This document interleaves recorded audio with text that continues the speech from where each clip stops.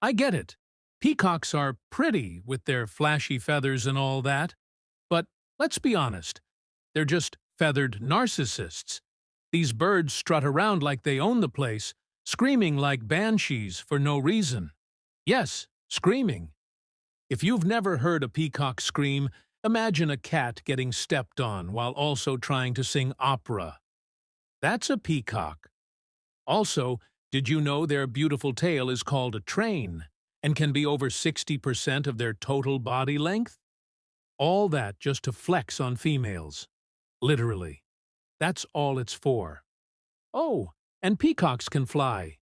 Not well, but enough to land on your roof at 6 a.m. and scream their lungs out. They don't care about peace. Don't let the name fool you.